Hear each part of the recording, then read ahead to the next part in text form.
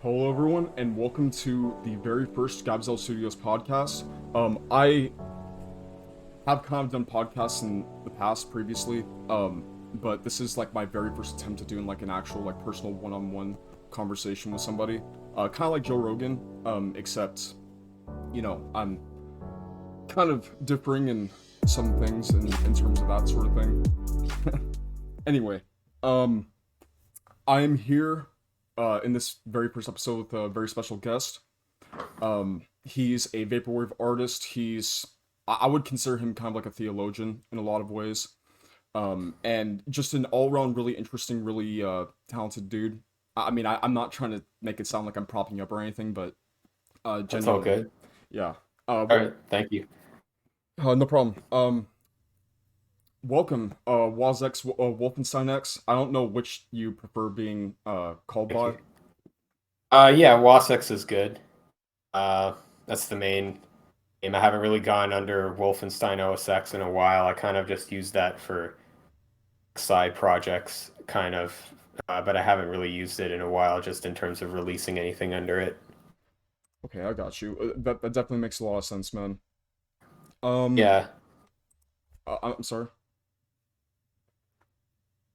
No, you can go on. Okay, for sure.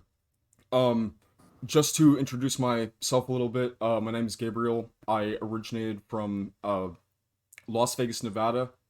I moved out of there because I was getting tired of that place, understandably. And um, I converted to, well, basically, I became a Christian around June of last year, and a lot of that was because of a personal experience that I had with God, and it just like shaped a lot of my life up to this point. And uh, for now, that's all I'll really say about it. But yeah. So just to give you a little bit of an idea of who I am, I've been on the internet for quite some time. I think since like uh 2009 to 2011. Like I've just done various things, but like I kind of spent a lot of that time trying to find like my own niche, and eventually ended up like figuring out that like you know so I'm an artist. I decided for a while that I would pursue cartooning and like posting a lot of that stuff, but then I sort of dropped that and decided to just go like full on in with music. And so yeah. Anyway, would you mind like kind of introducing yourself a little bit? Maybe giving us a little bit of a better idea of who you are. Yeah, sure. I mean, I've been producing music since like 2014, 2015, and I started off in the vaporwave scene. I made a documentary that went kind of viral, like in 2015, and that was sort of my shoehorning into that genre. Although I didn't really necessarily always make that kind of music, and I kind of pretty much distanced myself from it, like in like 2016, 2017, when I just started making my own kind of whatever I wanted to make. Mostly got interested in that genre and then kind of used that as a way to sort of learn about music production, and because it's a very easy genre to sort of jump into without much technical ability. You can kind of be an vaporwave artist by just taking a song you like and slowing it down, which is what most people do in that scene.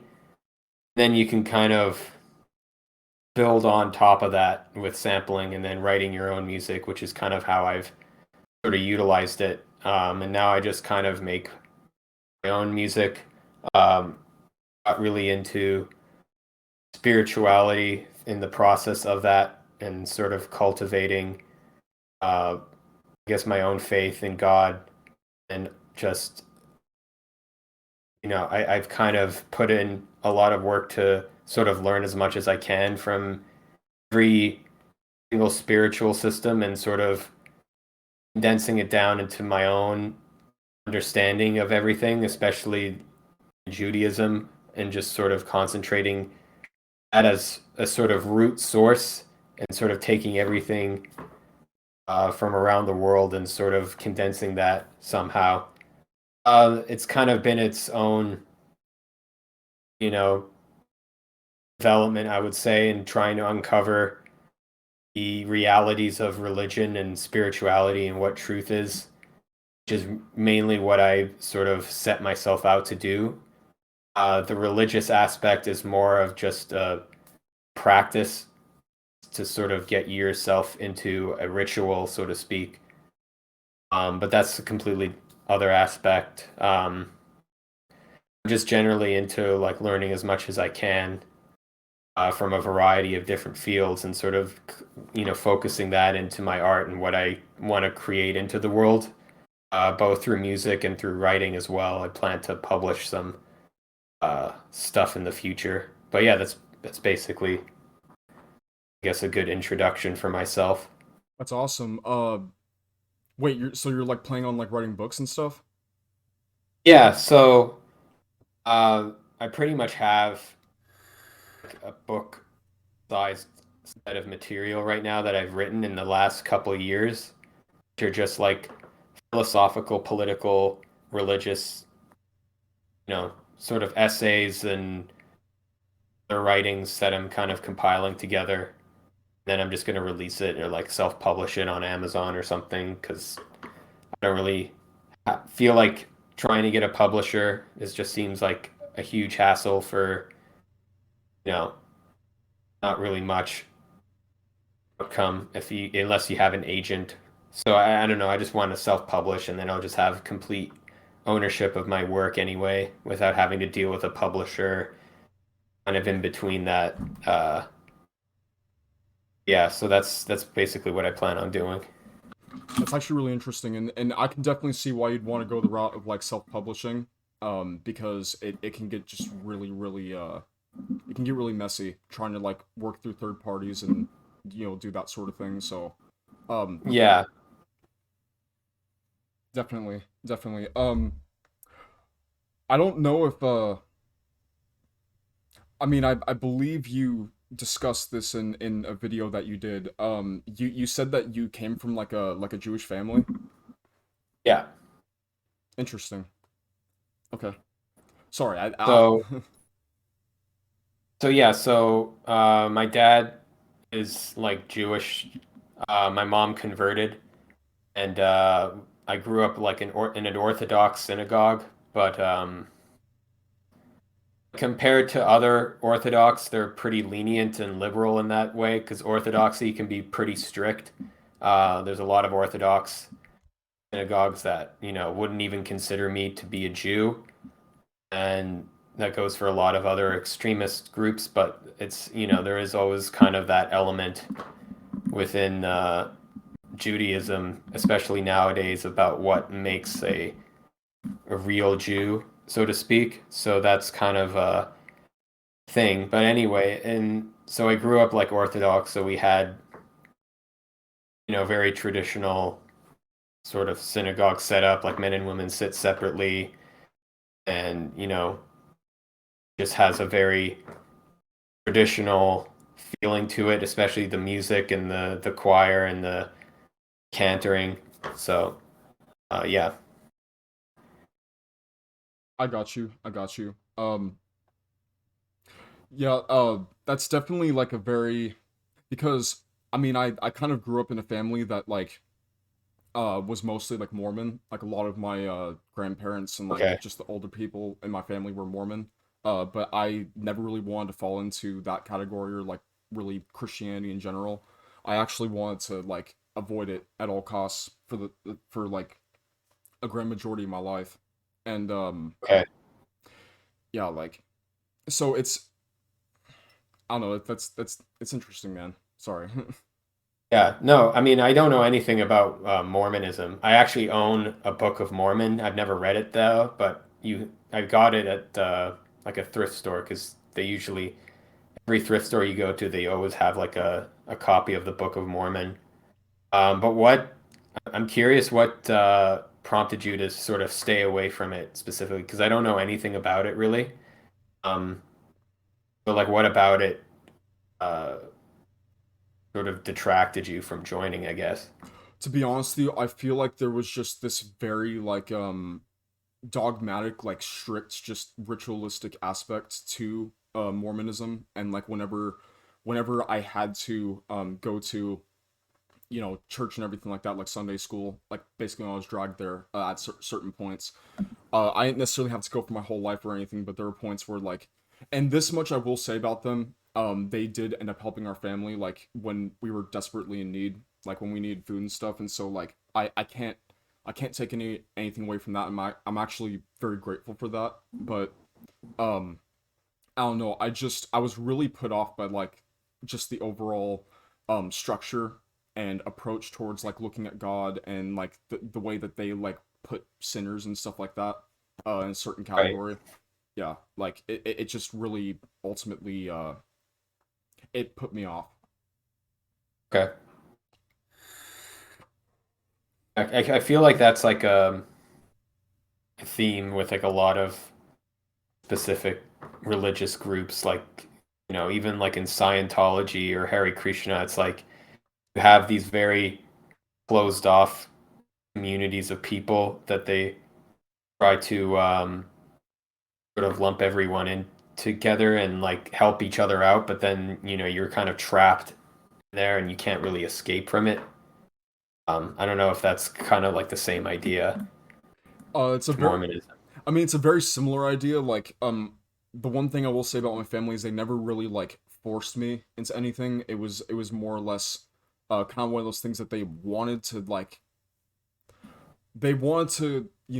give me an idea of what it was and allow me to make my own decisions, when I was younger. But like, um, they, it was more or less just this. It's hard to explain, to be honest. I just Yeah. like I respect their beliefs, but I just didn't really nothing about that resonated to me. Okay, yeah. There are they still Mormon? Yes, they are. Yeah. So, but I mean, it is what it is. Like family, you're bound to have like different kinds of people and like variety and stuff like that. So, Yeah, for sure. yeah. By the way, I was listening to some of your new album, Los Angeles 2030 today, and I gotta say, Okay, yeah.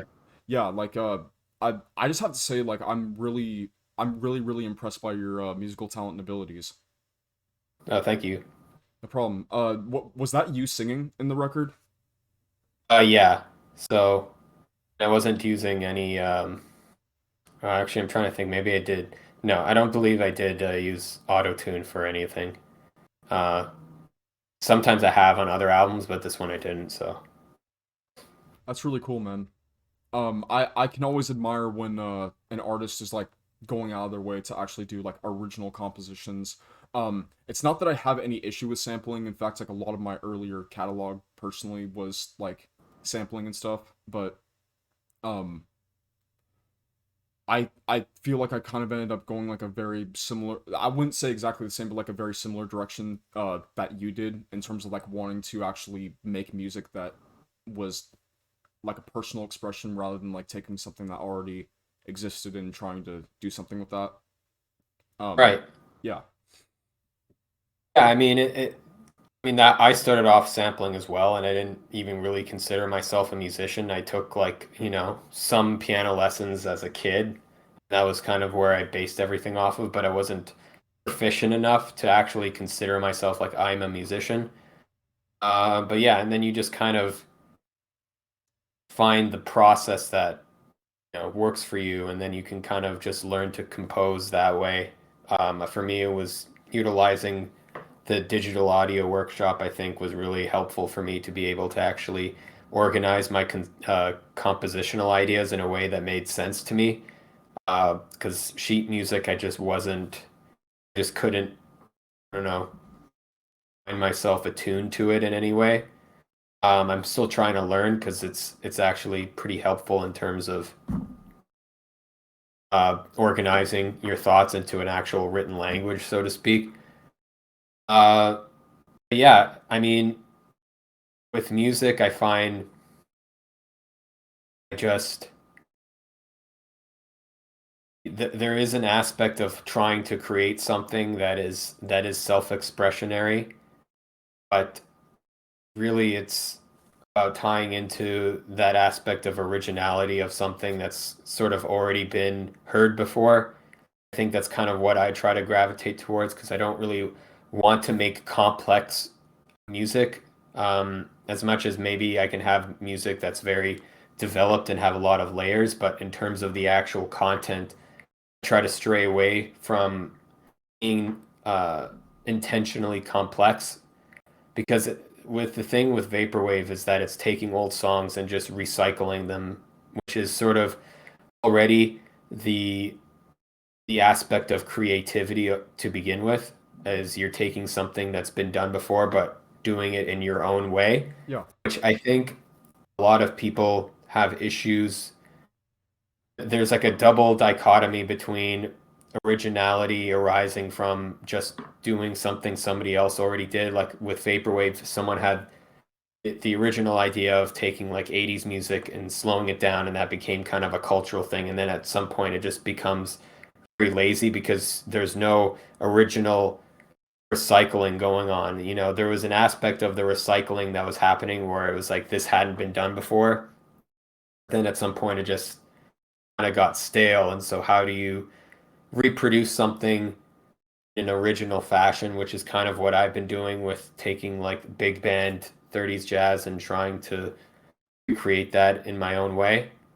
Um, and I think even though like I don't really consider it vaporwave in that regard, I'm still drawing upon that same philosophy, which I think has already been existent in art for centuries, but it's just, you know, actually just delving into it fully without, wanting to forcefully impose originality, which I think is the other aspect of things where people make music that's so needlessly complex and so intricate, and they're going into microtonal scales, but it just doesn't sound good. It just doesn't sound together in any way. It just doesn't sound familiar. It just doesn't sound like anything of in terms of being a person and trying to ascend yourself to a higher place. It just kind of is this thing that exists, which I find is also a problem in a lot of art I don't really care much for. But that's just a personal opinion, I guess. No, I definitely get what you mean. Like, a lot of that sort of like familiarity and like the that genuine expression of the human spirit can get really lost and convoluted in like just trying to overdo like all these complexities, like you said. Right. I can definitely get what you're saying. Yeah, I mean, it's just fine in terms of being genuine. There is a balance between simplicity and, complexity, which I think is like the whole point of beauty is that, we can say beauty is in the eye of the beholder, so that anything can technically be beautiful, but there is still this adherence to something very simplistic and geometrical and very, you say, just, there's an order to things, but then there are the distortions of that order that are unique in a way where that sort of creates genuine beauty, so to speak. You're not sort of fixated on one aspect or the other, or trying to recreate something perfectly versus trying to create something that's completely chaotic and original, if you want to call it that. Um, yeah, it's just one of those things that I find when making music is finding that balance between the two. Not necessarily having to force yourself to do it, but more of just always keeping it in mind, I guess, that you're not trying to make something perfect or you're not trying to make something completely destroyed. You're trying to just create, I guess. I don't know. Definitely. Sorry, didn't mean to interrupt you. That's all good. I'm finished that thought anyway. Yeah, like I think well, and that's why like I mean I would say my mindset like towards the musical process has kind of changed a little bit since the release of my last record, Before Coast. I don't know if you've heard it or not, but um a lot of my whole approach towards that album was essentially like taking all these various influences of like, whether it's musical genres or just all these different artists that I grew up listening to and stuff like that, and trying to uh compile all those influences into almost like kind of a synchronous sound that I could consider like uniquely mine in a way. um Right. like that was the whole approach that I was trying to take with it. And a lot of those influences just so happen to be like 80s, uh like synth, like pop ballads, or rock music from either the 80s or 90s, or like hip hop and stuff like that. Just various um influences of sound. And yeah, like I definitely get what you mean. Like I feel like that very genuine musical expression usually comes from like some point in time already, and then you're sort of borrowing from that, and like making something out of it. Yeah, I mean there's like a center of gravity, if you want to call it that. It's like there's this part of the song or whatever that's sort of holding everything together, and you have all these elements kind of floating and orbiting around it, and but you have that one, firm set point of where everything is sort of gravitating towards. And I think that's kind of like any, like even impressionist painting, you have these very kind of like abstract landscapes that are very kind of uh jarring, I guess, in terms of shape and color, but there's still that foundational gravitational force or whatever that's pulling everything together, that's giving you the sense of, the wholeness of the piece, that's not just the, you know external chaos around it. You know what I mean? Definitely. Absolutely. And I mean, when you think about it, man, correct me if I'm wrong on this, but I believe some of like Michelangelo's most notable works are biblical pieces. Yeah, I don't know off my head about that, but that sounds pretty likely. Like, for instance, I believe it. I'm not sure if it was Michelangelo, but the painting of Adam and God, the the one that's at the top of what freaking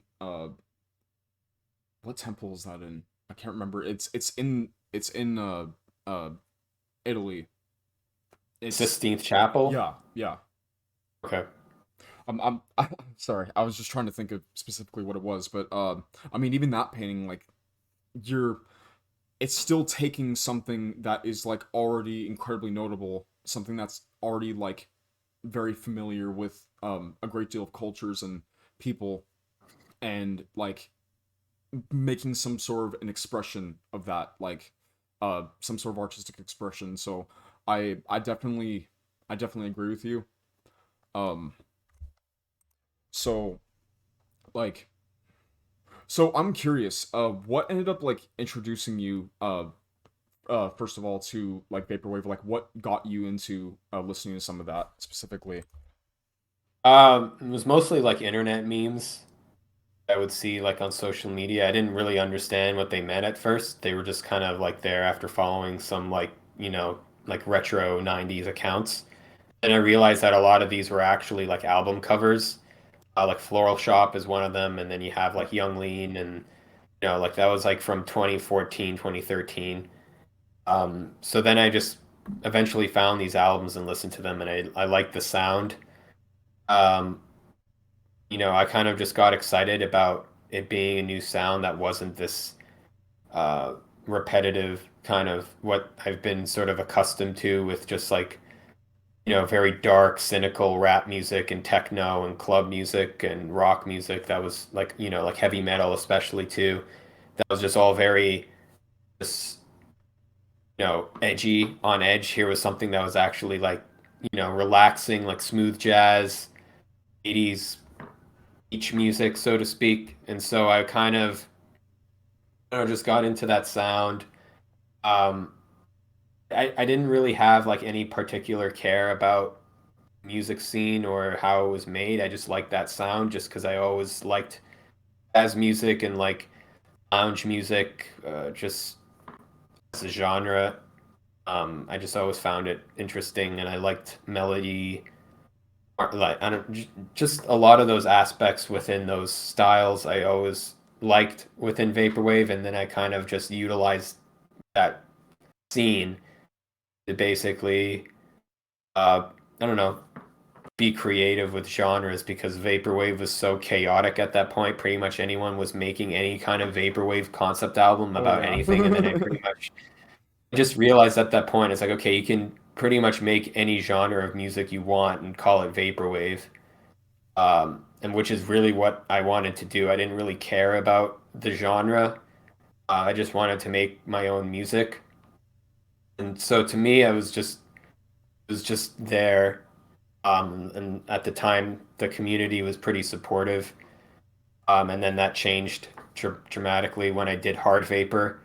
And that's an entire saga of internet weirdness. But and like so, yeah, it was just kind of there. Like I don't really think I was like yeah, I was inspired and influenced by like a few artists, but in terms of the actual genre and scene, I mean, it's not really different from any other niche microgenre. The only difference was that there was so many people just doing crazy stuff that just wasn't even a part of the genre anyway, which is what interested in me more than just, you know, the slowed down 80s stuff. And so yeah, I just used that to give me an excuse to sort of make concept albums using music styles from whatever. It was mostly geographical location. So yeah, like anywhere I wanted to make music from, that was kind of what I based myself, what my creativity is off of. Makes a lot of sense. Would you almost kind of sort of compare it to like something like Eco Virtual or no? Compare what exactly? Just the overall approach of like basically using geography as like an influence. Well, not I wouldn't say that Eco Virtual necessarily used geography as much as like weather. Um, Yeah. but I mean, yeah, it's like stuff like that. I mean, just taking basic concepts of things and making an album out of it is, I just find that uh, artistically creative and fun.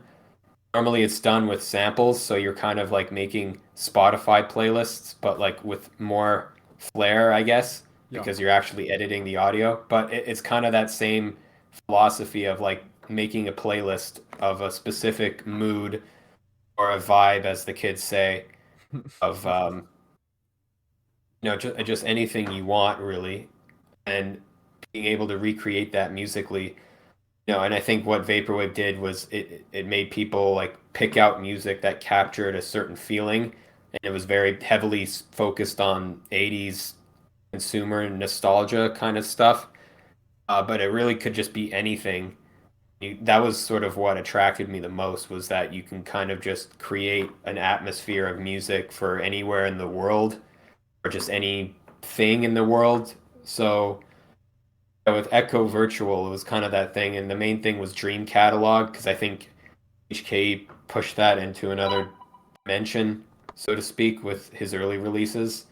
Um, that inspired me to sort of make different music, like with End of World Rave 2020. That was like, um, that was when I was like just starting to produce seriously, and so I kind of consider that to be an amateurish album, just because it's, I don't know, I find it very hated for me, even though that's my most popular album now. But yeah, at the time, I just wanted to make like weird dystopian rave music in the Eastern Bloc, and um, you know, I just that was like the mood I wanted to recreate with that, and it just within that sort of spurred this entire narrative and world that sort of got created through the process. And that's kind of how I've been making music is sort of recreating these like atmospheres or dimensions or whatever you want to call them and trying to just, you know, fuse them into reality through the music, I guess. Yeah, I get what you mean. I mean, when you think about it, like a lot of like even from the very early days of vaporwave, a lot of it was kind of solely like the backbone of it really was like the ideas and the themes and like, you know, the aesthetics and like what particular sort of niche that each individual artist or like subgenre or whatever was falling into. Kind of Yeah. like Mallsoft, for instance, was a very specific like subgenre that was meant to convey a particular feeling of like, you know, basically being in just like a, an open like empty shopping mall or something, you know, just Right. for example. um and a lot of it was, well, especially a lot of the earlier stuff was very like plunderphonics based, as I'm sure you know, like Echo Jams and Floral Shop and I believe Birth of a New Age and uh different stuff like that. Right. So Yeah. I mean, sorry. right. What were you gonna ask?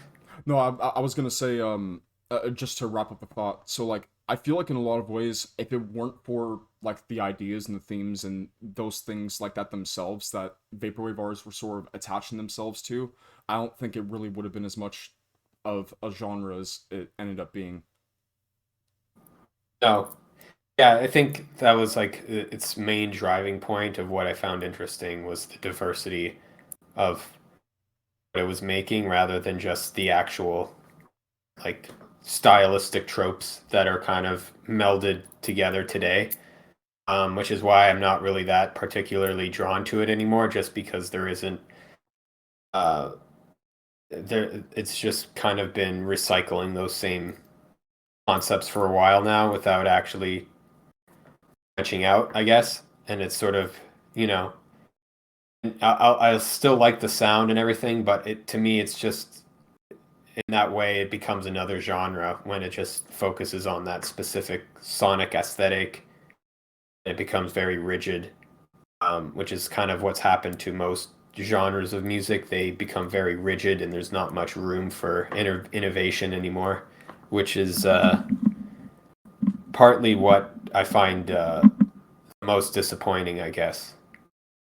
Oh, and I, to be honest with you, I would venture to agree with you. I've noticed that like it almost kind of seems like a lot of vaporwave artists, like no offense to anybody, but like it kind of just seems like people are already trying to attach themselves to all of these like um preconceived or like already pre-established like vaporwave concepts, like, you know, for instance, like the use of like Greek statues and busts and stuff on album covers, and just like I feel Right. like this overuse of like all these aesthetics and sounds and styles and stuff like that. I feel like that's kind of what like greatly oversaturated the I wouldn't call it a market, but like it greatly oversaturated the overall sound and approach toward vaporwave, I think, over time. Whereas I think there's a lot more potential now in terms of like how many artists there are. I just kind of wish that I would see people trying to take more like unique personal approaches towards like what they're actually trying to convey musically. And I don't know. I will say that one particular aspect of it is also very disappointing to me. Yeah, it's. I mean, it is kind of a market in that way, where it's like you're paying for people, or you're paying for your time listening to these albums, and there's only so many you can listen to. So if they're like flooding the market in terms of what you're able to listen to, it's like how do you even, you know, put the effort into listening to what's good if there's just so much out there, especially since it's so easy to make. All you need to do is find some relatively obscure 80s pop song and then slow it down and sort of cycle it. Um, yeah, it just it is really like, I mean, but that's like the case with every genre of music. You just have so much shit being made pretty much that just completely drowns out anything new that might come into the scene, and also anything that's new or deviates from the specific niche is usually outcasted anyway because it's like a subreddit. They want you to follow the guidelines of what the genre is. Otherwise, it's like, oh, don't post it here because we need to make sure that it's kept exactly as it's supposed to be. So put this in some other subreddit that is more fitting. But the problem is, if you're actually making something that's genuinely unique, there's no real subreddit for you to go to, which is why initially I was into vaporwave, because it just didn't, nobody really cared about that kind of stuff. You know, it wasn't the dungeon synth subreddit where like if you post something that's vaguely off, you'll get banned because it's like, oh, this isn't real dungeon synth. It was pretty much just like a free for all. But that was like 5 years ago, so I don't know what's really changed, because I'm not really involved in that scene at all anymore. I kind of just focus on my own music right now. Well, and honestly, man, you're probably better off for that. Yeah, Yeah, like so I've heard. I mean, to be honest with you, like I hardly even use Twitter anymore, so like me being part of like any community like that is kind of it's a little bit out of the question right now for me as well. Yeah, it's definitely probably a lot healthier. I probably could have taken that advice for myself like 5 years ago and saved myself a substantial amount of energy dealing with some people. I mean, I can imagine with the different kinds of like toxic groups that you'll find within particular vaporwave communities, or just I think even like just musical communities or just communities online in general. Um, Yeah, internet communities can be very just, I don't know, it's a weird hive mind sort of phenomenon. But you realize like a lot of these people are in the minority of everyone, which is what I think like is the idea of like getting so wrapped up in politics and getting so angry, is that you're really arguing with like these very small minority of people that are already like within a subgroup hive mind identity. It's only a question of how much that drips into the real world when it comes to actually functioning in society, and it's not just on the internet anymore, and then it becomes like an actual real life problem, which you can kind of start to see happen, um, specifically in universities, and then extensively into like the corporate world. You see a lot of this internet mentality sort of drifting in ideologically into like major structures across the world. And I don't even think majority of people accept that. They're just kind of going with it because they just want to get, they want to get their degree, or they want to get their job, or and they just kind of accept it for what it is. uh yeah, it is kind of like, once you kind of learn to step away from it, you can kind of learn to not let it bother you so much, I guess. yeah, yeah, and like, um, I mean, to be honest with you, it also I think a lot of people, and I mean, I would say that young people particularly have like an issue with this, and I'm not even saying that to like say anything against them. In fact, honestly, I say that out of concern for like a lot of young people is because I feel like this culture and like this socio-political climate that's been built up for all this time, it's just sort of it's really polluted the minds of a great deal of the masses, in the sense that um in order for anybody to feel like they're significant or they're important in some way, they feel like they have to attach themselves to some sort of like ideology, or like they feel like they have to, like, what's the best way I'm trying to put this? um it's almost like they cannot separate themselves from like societal expectations or ideas.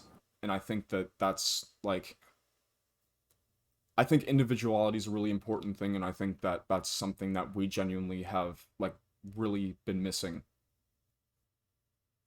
Yeah, for sure. I mean, there is an aspect of I feel like that's just the way things have always been, usually, especially with younger people, is that they want to find a way to fit into a social structure.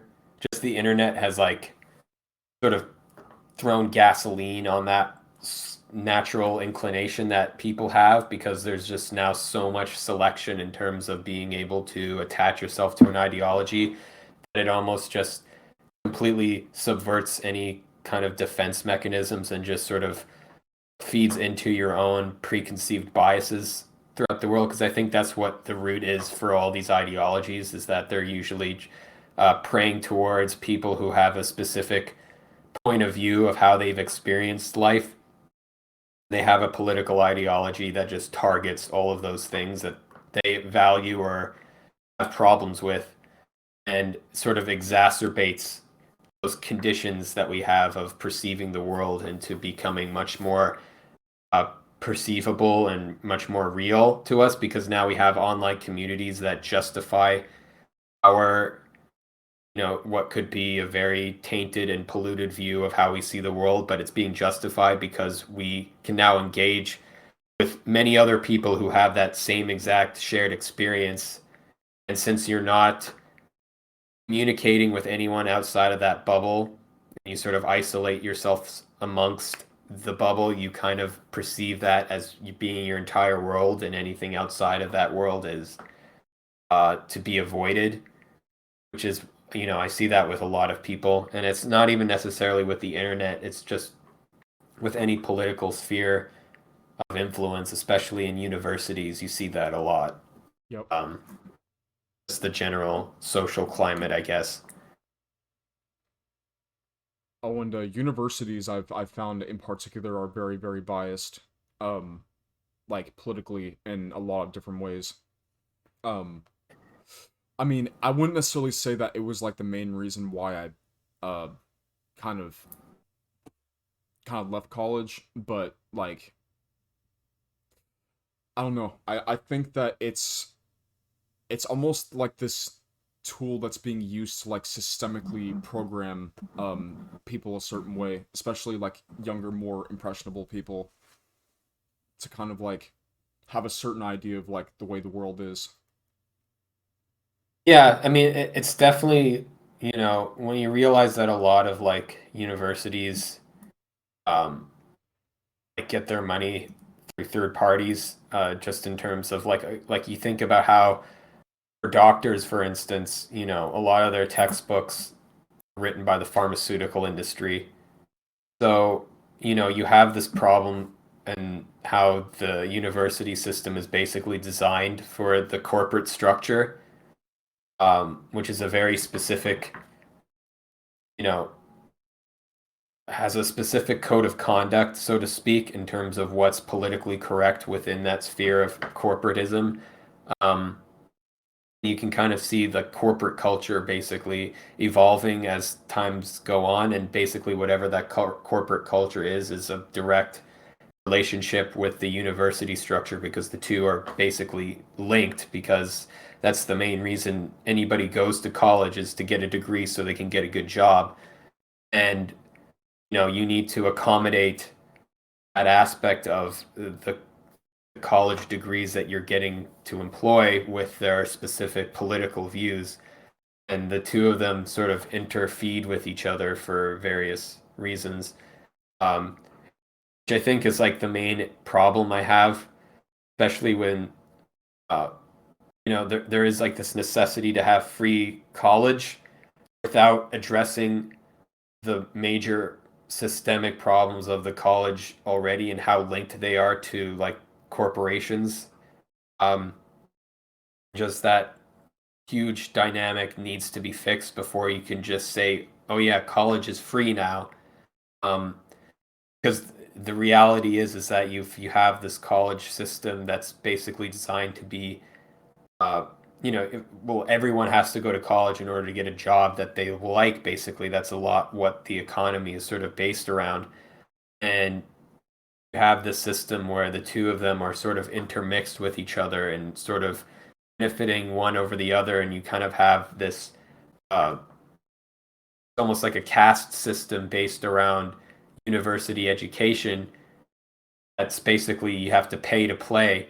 You can't just show up to university. It doesn't really matter how good you are unless you're like a genius and you get a scholarship, but ultimately it's something you're going to have to pay for. And that's specifically because of how, you know, these political corporate environments sort of fuse together. I don't know. It's definitely a huge mess that I see like pretty much everywhere in the world that sort of idolizes college education mostly because of the economic system that it's strongly related to.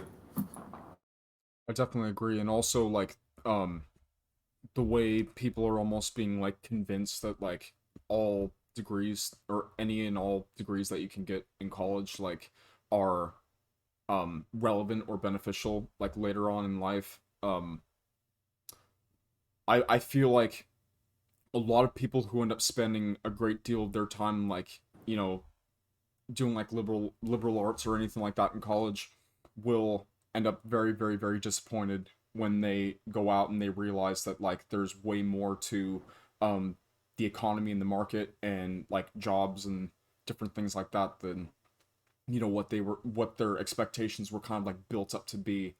um and it's, I don't know, I find it very tragic, to be honest, and it's just, in my opinion, it's just another way that people are being kind of coaxed into viewing all this, you know, all this college stuff and attending and everything like that a certain way.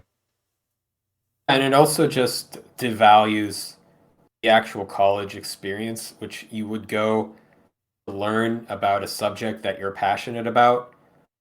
But for many people, they're using it just to get the degree so they can get a job. Like I don't really know many people who like go to college and actually like enjoy learning about the subject they're studying. They're just kind of doing it because like, oh yeah, this is what I'm doing. I'm going to school. And it's like they're treating it like it's public high school, which is why I see the mentality of having free college. But then if you're just then it's just going to become like public high school, which is everyone knows, especially in the States, like the public education system's pretty terrible. So now you want to extend that into college and universities, where it'll pretty much be like the exact same thing.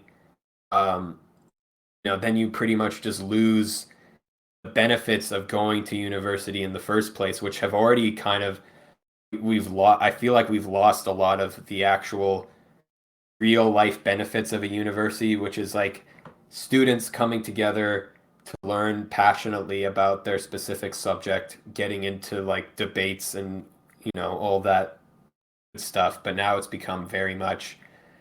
I mean, most people don't really participate in classroom discussions. That was what I remember most about like a college experience, and most kids just don't care to discuss those things, and they're just kind of very distant from the actual curriculum. I'm sure it's even worse now with like COVID and Zoom college, which I know some people in Canada who've done some Zoom classes where they didn't even have a professor, and they're paying like $10,000 a semester or whatever it is. It's like you have a class that doesn't even have a teacher. You just show up and learn your syllabus and then write the exam at the end. It's like that's not worth the money, and it's just not worth your time, I would say. Like what are you even if especially if it's like a kind of a class that's just, an elective that you have to take. Um, it's really becoming like a public high school extension. It's not really like an actual university to learn something to the highest degree. That becomes like the master's program now. Like the master's program now is what university was like 30 years ago in terms of its what you can get out of it, so to speak. Exactly. I agree wholeheartedly, sir. I definitely do. It's honestly, if you ask me, I think it's a real tragic state of affairs. Yeah, and it's definitely something that like I don't know. I try to think about like how is this even possible to solve on a realistic basis without completely gutting the education system. Um, because that's really what like I sort of retort to any kind of idea that people have, like, oh, we need to have free college, and it's like, well, why don't we use that money instead to improve the high school system first. So that way, because that one's also really fucking bad. Yep. So, like, why are you ignoring this huge foundational problem and just wanting to add more onto it? I don't know. It's definitely something that's, yeah, it's a huge problem. I definitely agree, and like high schools in particular, I think are really suffering. I mean, honestly, in general, like the more I've thought about it, the more I've kind of just realized that like younger people, and I mean, yes, in the world in general, but like especially like I don't necessarily know exactly how it is in Canada, but I know in the United States, like it really just seems like all all of the factors and everything is pretty much pinned against younger people. Like they it's just it's so hard. It's so hard, and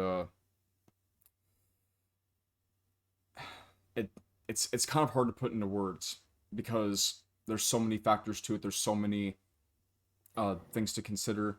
I think a lot of it has to do with like what we've been touching on before, uh, kind of the social influence, the music, the education, just politics, like all of it.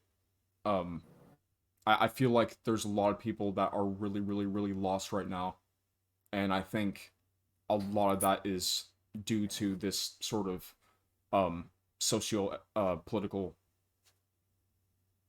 like, you get what I'm saying? Like I kind of sound like I'm rambling here, but Yeah, no, I get what you mean. I mean, that's the thing. It's like you can't really like pinpoint root cause for everything because it's like there's so many factors that are feeding into each other.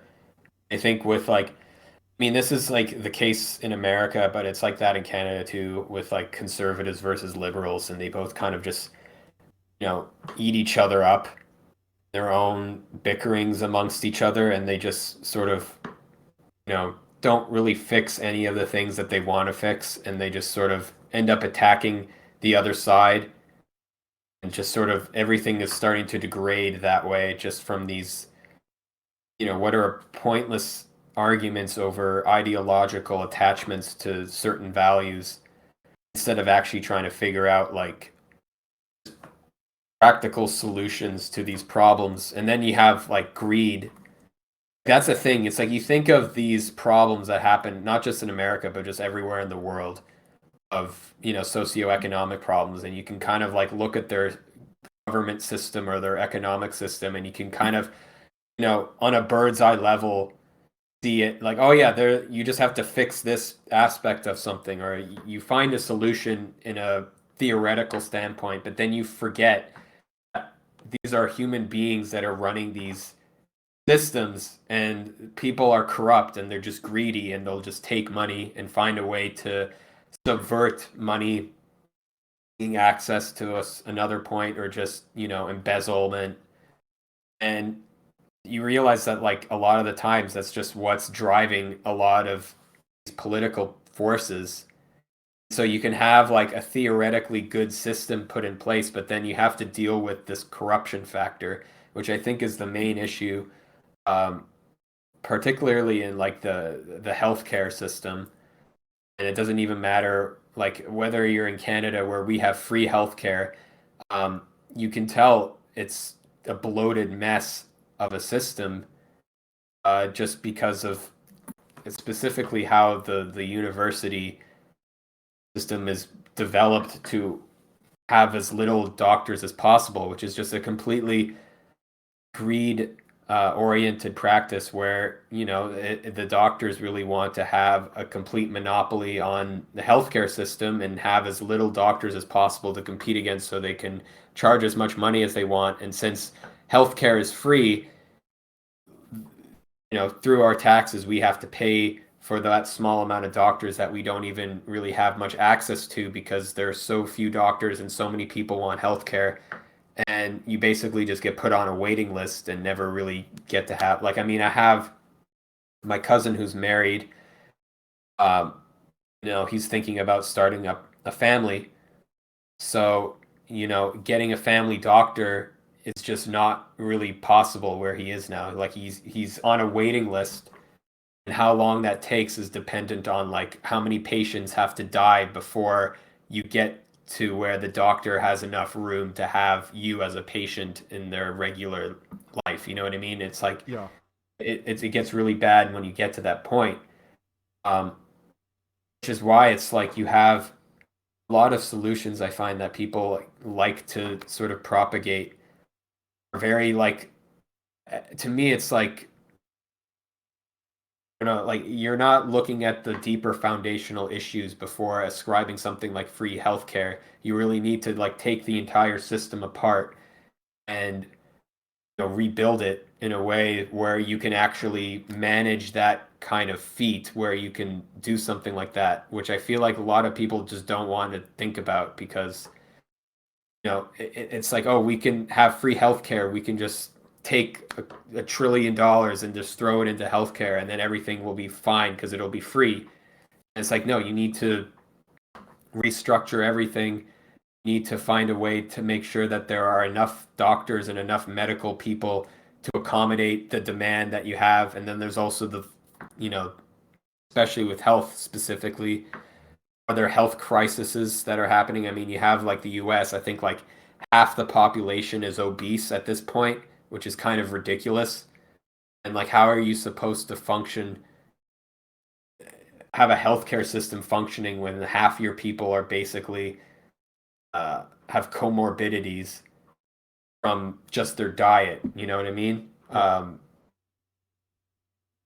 Anyway, I'm kind of ranting on that a little bit, but it's just one of those things where I get more passionate about not necessarily the political ideology, but rather like if someone is actually cognizant in their beliefs of actual systems that function and not just, utopian dreams of the future where everything is perfect or their conception of what is perfect without actual real world uh, understanding of anything. You know what I mean? Yeah, definitely. And I think that's very true. I've heard I've actually heard about the waiting lists in Canada. That's really crazy. Yeah. Um like and I mean, yeah, there's definitely like I think people are people find ideas and like their own conceptions of things and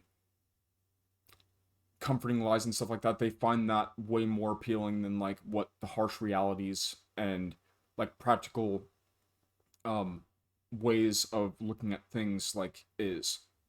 Um and I think that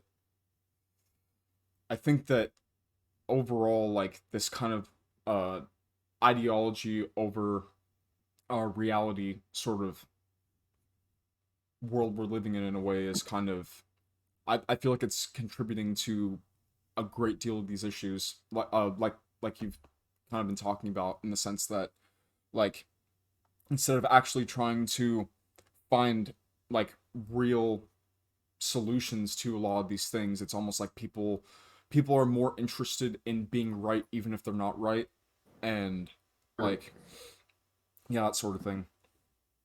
Well, that's the thing. It's like most people don't know anything. Like they don't know what the solution is. So the fact that they get so passionate about talking against an opposition to me is like I don't know. I just find it really weird, especially when they don't have like an actual uh belief in something that's like tangible. I'll say something like I hate capitalism or I hate socialism, and that's as far as it goes because like they don't even really understand what those words mean and what their conception of those words like I've heard people describe capitalism and I've heard those definitions be the exact same thing as someone else describing socialism, and I see that constantly because they don't even know what they're talking about. Like they're just using these big words, attributing it to like real things in the world that you can point your finger to, but you can't really because we live in a mixed economy everywhere. I don't care where you live. There's no capitalist or socialist country. None of those things are actually persistent. You just kind of have these different organizations of how these countries are run, and some of them work, some of them don't. Some of them are dependent on other factors within utilizing other countries and other country systems. So, like pointing your finger at a word and saying this is the root problem of everything, it's like I don't really see how that solves anything or how that's beneficial to anything. And I've been guilty of that myself, just kind of Same here. being aggravated over a word, not necessarily capitalism or socialism, but it could just be anything, and which is ideological in and of itself. Um, yeah, I mean that's really what I find the most frustrating when arguing with people is a lot of the times it just comes down to this dichotomy of like blue team versus red team. Which side are you on? I'm just trying to argue a point for like something that's very specific, not necessarily has anything to do with, something I consider to be like a sports team affiliation. Yeah, Because that's really what it all comes down to. It's not really based on uh, actual political structures or whatever. It's just I find it very vague and not really convincing for me to actually take a side in that standpoint, because there's just, first of all, it's like you have both of these sides with substantial problems and just complete ignorant views on a lot of things. So how do you even choose a side at that point? You can't, because it's like they're both wrong. So why is there this incentive that you need to pick? exactly. Because otherwise, there is definitely like this idea there where people like to attribute the term centrism as just being a vote for the other side. I see that like argued a lot, like if you like, especially in Canada, because we have more parties than in the States. The States is very locked into Democrat Republican. In Canada we have like the NDP and the Green Party, and they kind of have much more seats, but it's still very much based in liberal conservative as the two predominant uh, parties. Yeah, you hear some people who vote for one specific party and they say, "Oh, you're just voting for the other side there." And I don't know, I hear that kind of stuff and it's just dumb. Like you can't expect to think like that, because the more you think like that, the more you're still trapped in left and right, because you have to realize that they're both insanely corrupt in various different ways, and that's why they've kind of managed to be able to fight each other. It's just because of they just attack the other side's specific corruption patterns, and the other side does the exact same thing. But since they're both being corrupt in different ways, they both feel justified in doing it. Um, yeah, it's kind of a mess, obviously. Yeah, yeah, definitely.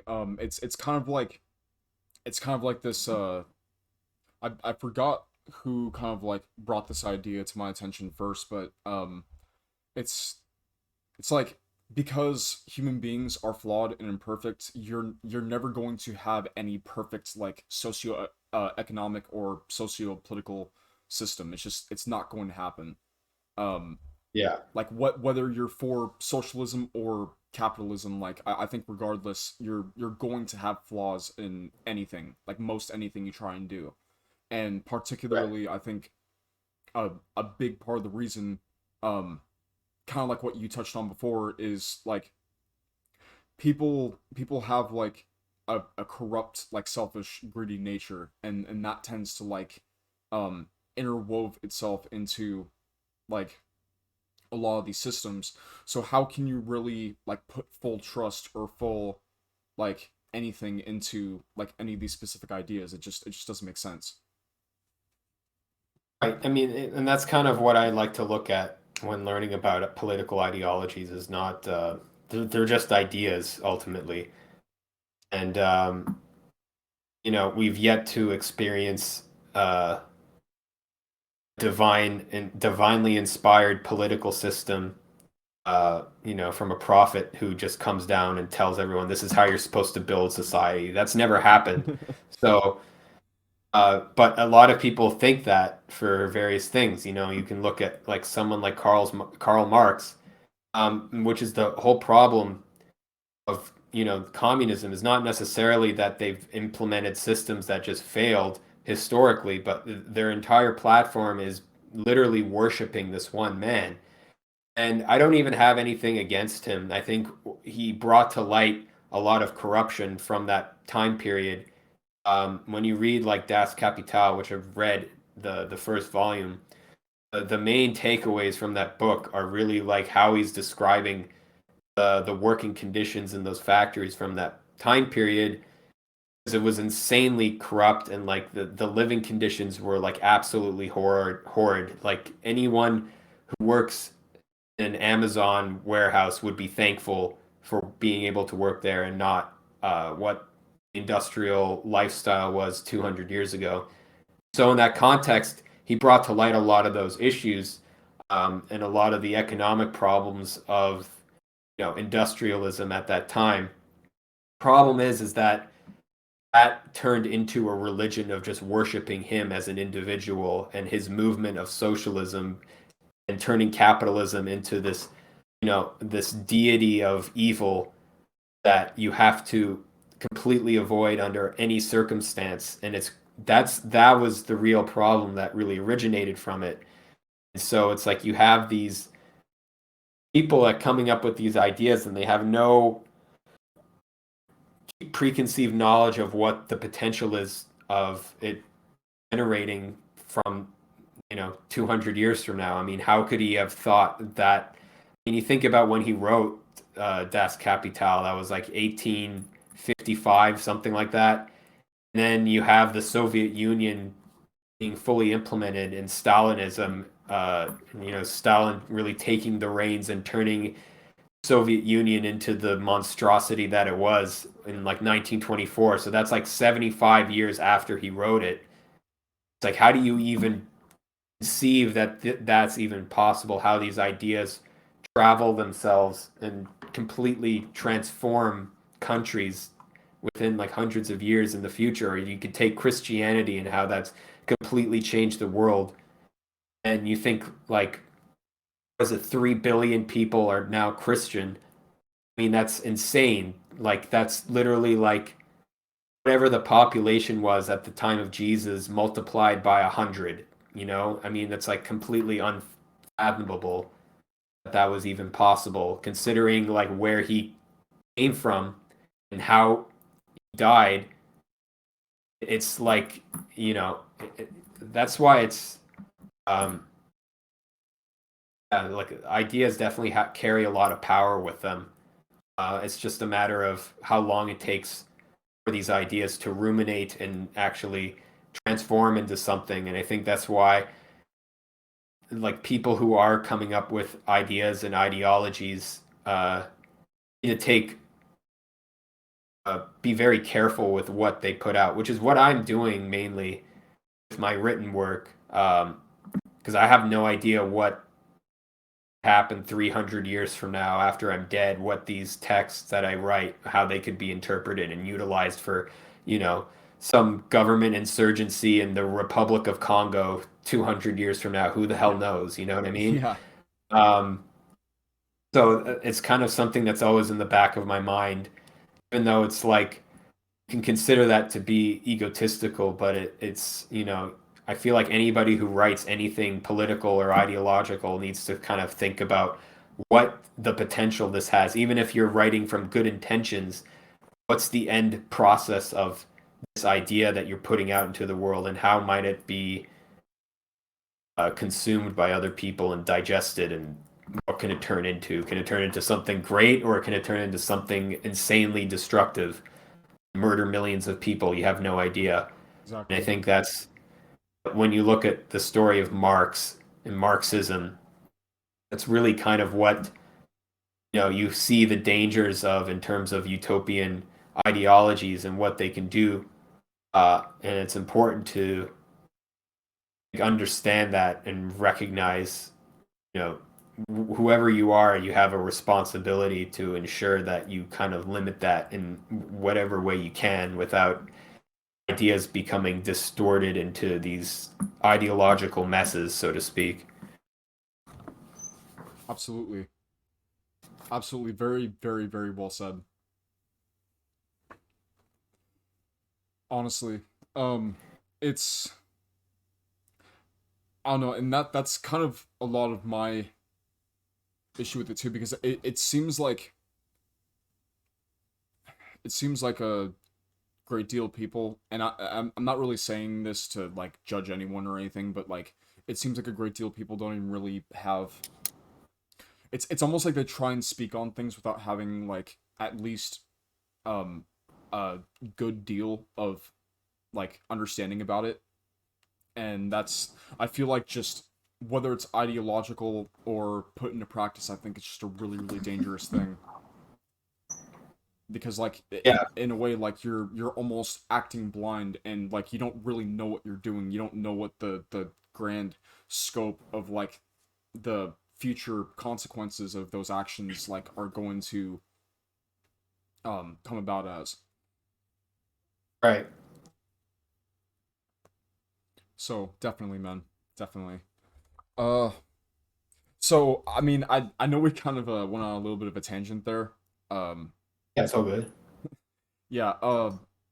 So a little bit off topic, other than like a lot of these issues, music, like theology, anything like that, is there anything else that in particular that you're like personally interested in?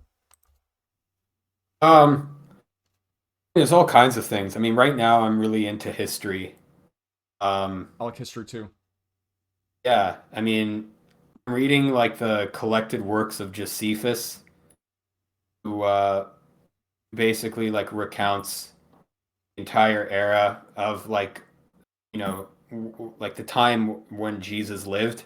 Although he's only mentioned in one paragraph, but you he definitely goes into a lot more detail of Judea at that time and like how it basically transformed from the Roman occupation and how there was like all these weird sects sort of originating from that time and what the world was at that time from like an outsider's perspective because you kind of learn about that time period only through Christianity through the Gospels, but you don't really learn about it through just like in terms of like a day-to-day political lens of what like the actual climate was at that time, especially because there's so much propaganda now uh, with like just in terms of how they want to portray the narrative of like the people in that area, like how I don't know. It's like definitely one of those things where you can see how certain biases, especially pertaining to the Roman Empire, of how they wanted to sort of create a narrative of what Judea was like at the time to sort of amplify their agenda of like establishing Roman authority, so to speak. But Josephus does like a pretty good job. I mean, you can kind of see it in his writing that there's like a Roman emperor looking over his shoulder, making sure that what he's writing is okay. But he definitely takes a lot of honesty, to sort of really describe the world at that time very accurately. I find very valuable for just anyone who, especially anyone who's interested in Christianity or Judaism or even Islam, because it really like shows you what the world was like at that time, and it's kind of like feel like you're watching like The Sopranos, but in ancient Israel, uh, with like King Herod and his dynasty and how insane he was. Um, yeah, it's definitely interesting though. That sounds incredibly fascinating. You wouldn't mind like maybe like sending me a link or something to that book, would you? Yeah, for sure. Thank you, man. Um, I mean, I don't know. You could probably get it on like the Gettysburg uh, PDF. I mean, it's a big book, so I wouldn't want to read it on a computer screen, but I can probably find something I could send you. Okay, awesome, man. I appreciate that. Thank you. Yeah. Oh, Wow, that I mean, I can only imagine how like looking at that whole time period, like just from a historical perspective and standpoint, um, could greatly, well, not even just historical, but like you said, political. I can only imagine how like just incredibly different and incredibly interesting that must be just to look at it from um that perspective.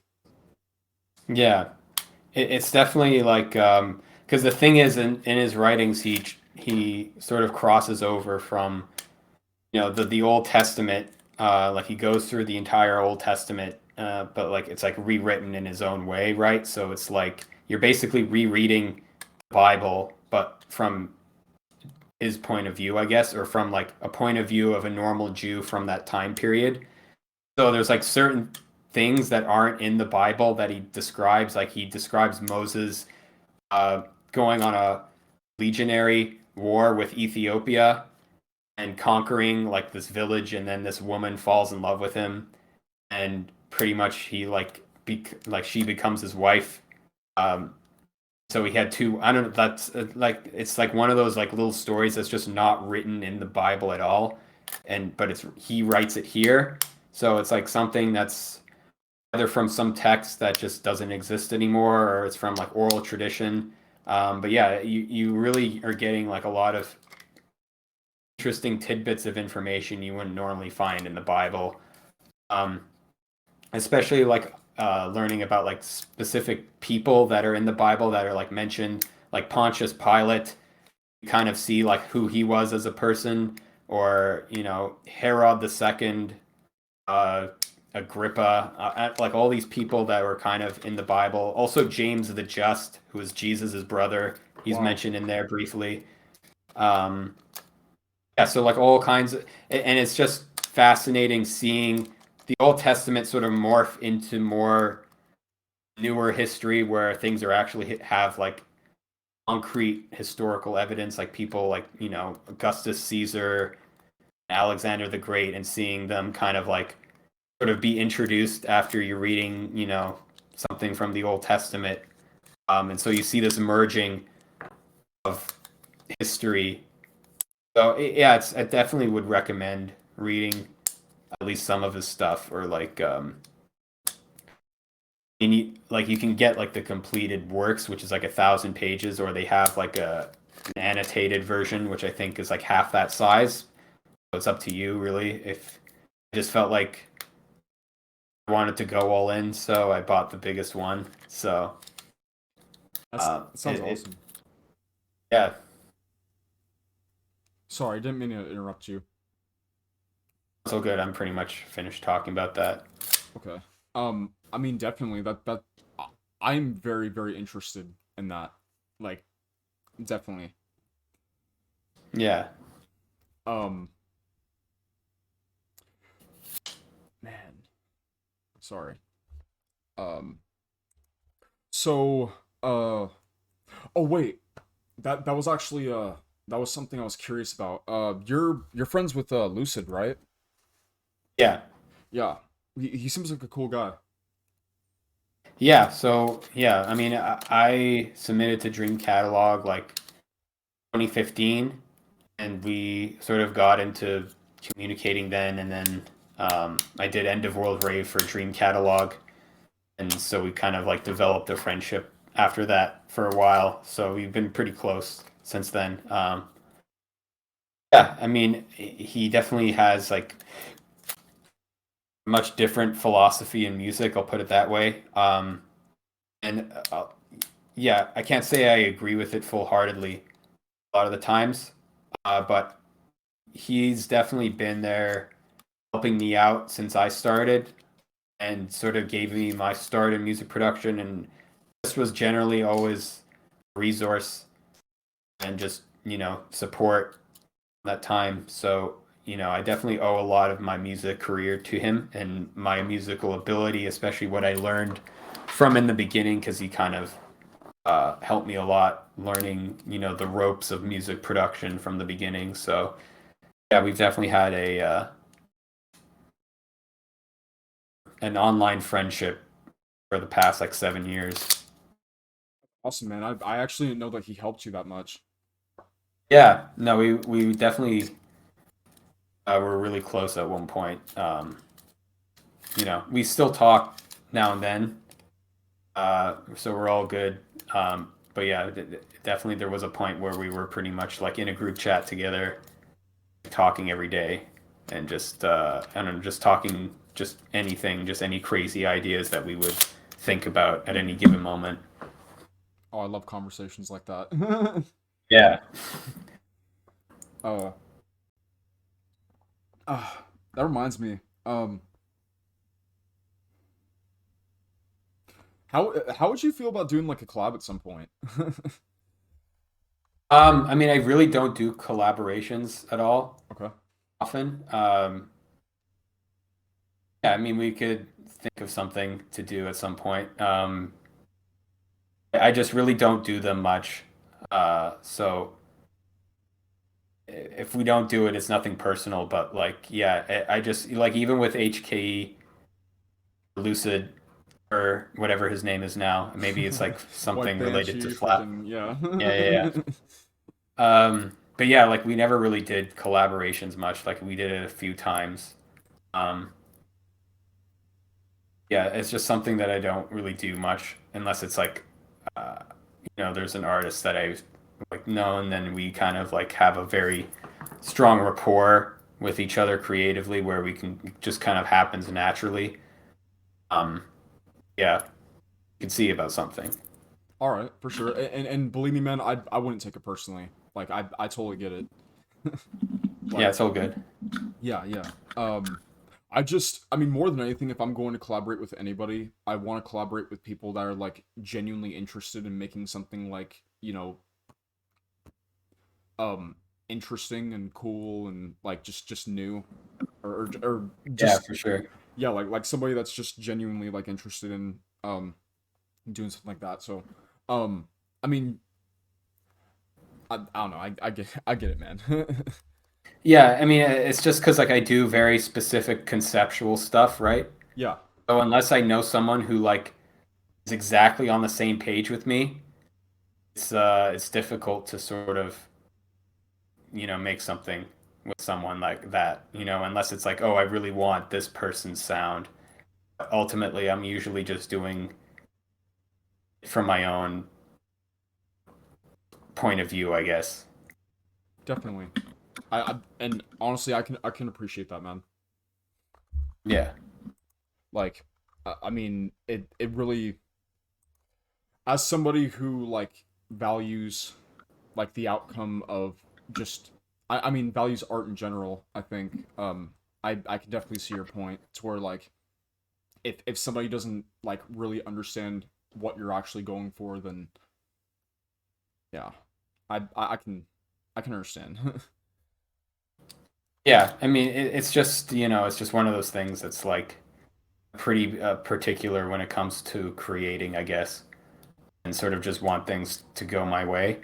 Um, so I'm very hard-headed. Like I'm pretty lenient on most things dealing with people. If someone wants to do something like in a social setting, I don't really care much, but when it comes to like creative projects, I get pretty I kind of want to control things in my own way, and I can't like there's not much room for other people, I guess.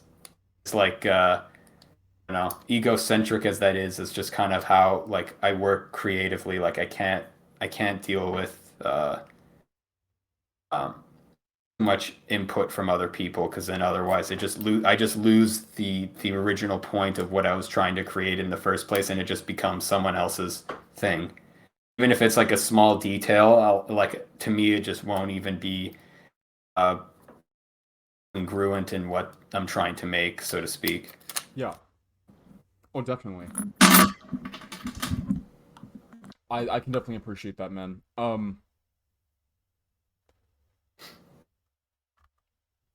Oh, I don't know if you've it's gonna sound kind of stupid, but have you ever heard that whole like question that people have been asking of like how many more of there do you think there is in the world, like doors or wheels? What do you mean? Like basically just throughout the entirety of the whole world, right? How many more do you think there are, doors or wheels?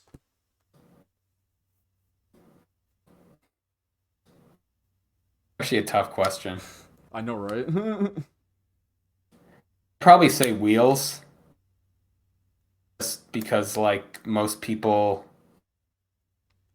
I don't know actually. Yeah, I think I'd still go wheels I mean, yeah, because unless when there's an. I sorry. don't know if there's an actual answer for that question though. Well, I mean, I think in a way it's like meant to be more of like just a thought experiment, like Yeah, um, which I definitely think that I would fall underneath wheels too, just because like think about the think about the amount of like, for instance, the amount of gears that there are in a car, the wheels that there are in a car, like the wheels that are in drawers, just different things like that. So if you yeah, could right. classify those things as wheels, then it just makes sense. Yeah. Also, just like you think about like the average living conditions of a one person and how many doors they might have or how many wheels they might have, it definitely like the wheels seem much higher in quantity. Yeah, yeah, exactly. I just have a really hard time believing that there's more doors. Yeah. Um, so I have to say, like, I was watching through like some of your videos and stuff like that, like on your channel, and I I find your perspective on various different things like very uniquely interesting. Mm. In particular, you touched upon like in this one video how you it's essentially you see like people like the idolatry, like the worshiping of the Bible, essentially. Right. I just, to be honest with you, I kind of found myself thinking about it for a second. I was like, I can see your point. Yeah. Um, yeah, I mean, like, so here's the thing, and this might get like controversial.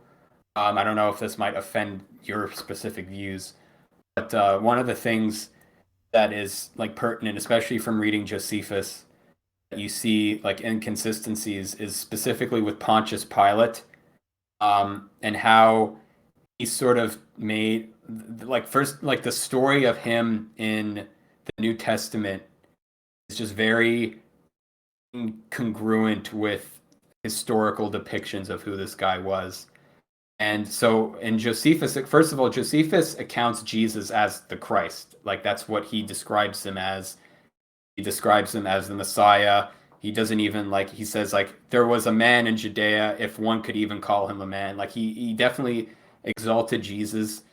Um, and he wrote this like before even the synoptic gospels were written, I believe. So he wrote this in like 93 AD.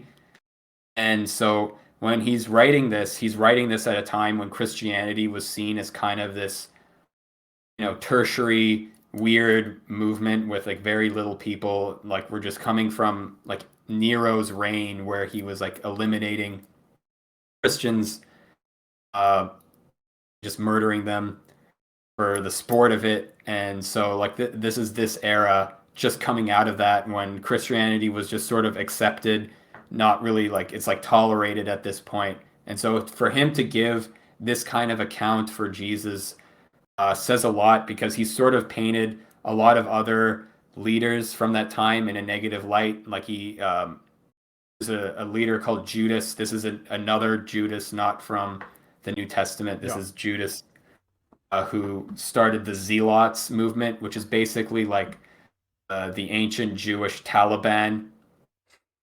So he paints that very negatively, for example. So there's definitely a lot of these figures from history that he paints negatively, and one of them is Pontius Pilate, who he like considers to be like the most bloodthirsty procurator in history, who basically just murdered anyone that he didn't agree with. And so when you're reading the New Testament and it's describing Pontius Pilate as being this, very uh, sort of diplomatic and trying to understand Jesus in a way. Like I was watching Passion of the Christ the other night, and so they kind of paint Pontius Pilate as this very like well thought, Yep. uh, intelligent, like caring, empathetic person, and in reality, he was most likely a, a psychopath. Um, and I think the reason why he's painted this way in the New Testament is because you have Christians who are already not very well tolerated. They have to have because they don't have real connection. They weren't there when Jesus was tried and crucified. They have to create a narrative to fill that gap. It's not to say that the rest of the sayings are uh, infallible, so to speak, but it's really to say the context of how these texts were written um, definitely makes you see the Bible and the teachings of Jesus in a much more different light, which is kind of how I perceived it now, as how they're creating this narrative to sort of appeal to the Romans so that they can get Romans to sort of convert to Christianity, so to speak.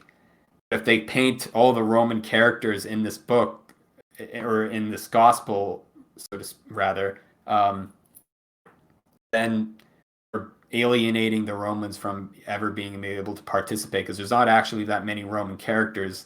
Most of them are either Jews or just other people, irrespective of religion, that are just following Jesus.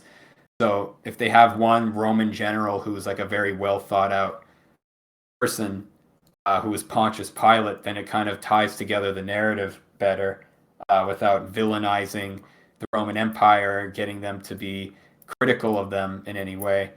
So there's definitely aspects like that are distortions, which is why I don't really particularly care much for the stories in terms of their historical validity, but rather obviously just the teachings that are in the book, which is the whole point of avoiding idolatry. Because once you get into the mentality that everything in the book is infallible and the word of God, well, first of all, that's not true because the only thing that God wrote historically was the Ten Commandments. That's the only thing you can really attribute to God as being written down through the hand of Moses. Everything else has kind of been, there's been degrees of separation to when it's been written down. And this is a problem in Judaism as well, where you have sects of Jews who categorically believe that the Bible is infallible, and if you challenge it, then you're a heretic. I read there's these Talmudic Jews, this Talmudic sect that pretty much banned Jews from learning about the Ten Commandments because there were groups of people that were rejecting the Bible in favor of the Ten Commandments as being superior. So there's like this weird political dissension going on where these rabbis were trying to subvert the Ten Commandments in favor of the Bible or the Torah specifically as being equal, being the infallible word of God, when people were attributing that more so to the Ten Commandments as being the authority. So you have this weird dichotomy of political affiliations sort of distorting the word of God, so to speak, which is the main issue that I have with, a lot of religious belief is this attachment to the book itself instead of extrapolating the teachings from it. I don't think that it's to say that people should pick and choose the Bible as they see fit, but rather to, how should I say it?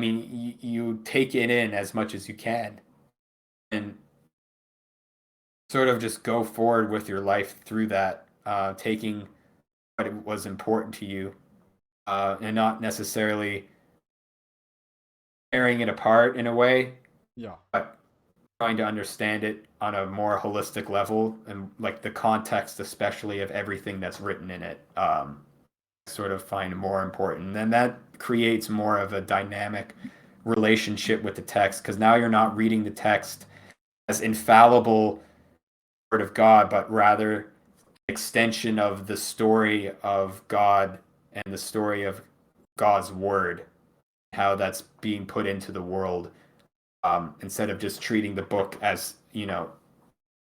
as it is. You're conceptualizing it and looking deeper into the makings of the text, and sort of I find it more solidifying in my faith rather than it uh, destroying it. I know it's the opposite for a lot of theologians that I've seen and heard about, where they started off being very, very strict religious, conservative minded in their beliefs, and then once they actually learned the history of the Bible and how it was written and learning about the inconsistencies, their faith started to go away. For me, it's the opposite, because the faith is always there. It's just about uncovering what's actually going on in between the text, uh, extrapolating from other texts. And when I do that, I find myself uncovering the story in a much more holistic way, in a way that actually strengthens my faith more so, because now I'm seeing it in a more realistic framework rather than it just being, uh, one dimensional, I would say. Yeah. Just reading the text as it is. I'm not even saying that from a standpoint that you have to interpret it in any way, but just, seeing it from a three-dimensional point of view, I guess. I can definitely like see where you're coming from with that. In particular because like, well, I mean, in a sense, like I don't even think it's just a matter of like reading it and studying it, right? It's more or less like your your ultimate goal should be to try and understand it and understand, like you said before, like the context and just what the book is now, in comparison to what it was when it was written in like Hebrew and Greek and everything like that. Um, I think you know what's crazy is you mentioned something about how like you'll almost see like parts of God's character in like comic books and stuff. I've actually had a Yeah. very like similar experience with like watching movies or just like listening to music or just different things like that, and like it's I find it really interesting to see like how God will like put very specific messages like into or just like parts of his goodness into certain things, um just from the things that like are existent in the world, um Right. and in a lot of ways that has actually like it's really crazy to think about to me because it just solidifies my belief in God that much more. Like it makes me realize like how much more present he is in things than like I think the way that a lot of people kind of paint him, and the way a lot of people like uh try to interpret uh the way God is described in the New Testament, Old Testament, um things of that nature. I wouldn't necessarily say that I fall into like a new age category of thinking about these things, but I would definitely say that I think that there are there are things that you can see that God has like touched upon like even in this world, and it's just really interesting to me. Yeah, I mean, the end goal ultimately is to be able to see God in like everything. Um, and we can kind of start off with seeing things that I guess are more obvious to us, and then we work until everything is kind of interconnected in a way that we understand, uh, how it relates to everything in our lives, and not just in the things that we consider beautiful or divine, but just in the ordinary things that we don't really think about much. Oh yeah. Even in the bad things that happen in life, which is obviously a lot more difficult. Um, but that's just one of the things that you learn to understand deeper, of what hardship is in life and how that is relevant to divinity in its own way, as you know as I said, as challenging as it could be for anyone to go through. Oh, absolutely. Well, and I think that like the trials and tribulations, like these things that we're put through, um, ultimately they just serve as lessons. They serve as Right. like things that, yeah, we can draw something from. And I try to apply that perspective to a lot of different things in my life. Like, I try not to have like this view anymore that, like, if everything isn't going absolutely right for me, then, like, I just need to, like, I don't know, react to it, like, emotionally a certain way. I'm beginning to look at it in the sense that, um I don't know, I'm trying to see more of, like, the purpose and more of the point in various things in my life, rather than trying to, like, I guess, react to it selfishly. Right. I mean, yeah, that's like always, that's just part of life, I guess, is just being able to see things as they are and not become attached to them as what our ego wants to do in order to survive. Part of ascension is being able to take a step back from that and realize what everything is in terms of the way the world is as it is, and there's not really anything you can do to change it. It's just part of life in and of itself. Absolutely. I could not agree more. Hmm. Um Hold on, there was something I was gonna. Yeah, like, I mean, of course, I wouldn't go as far as to say at all that, like, I'm perfect in any sense. Like, I make mistakes pretty regularly, like, constantly, to be honest. Right. And I would be the first person to tell you that, like, I'm definitely not, like, a flawless, spotless example of, like, somebody that follows God.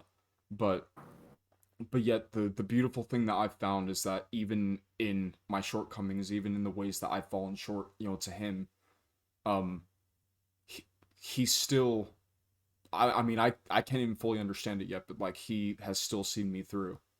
And it's just, it to me, it's really a real testament to, like, his love, and just his sheer mercy and grace towards us. Yeah, for sure. So, yeah.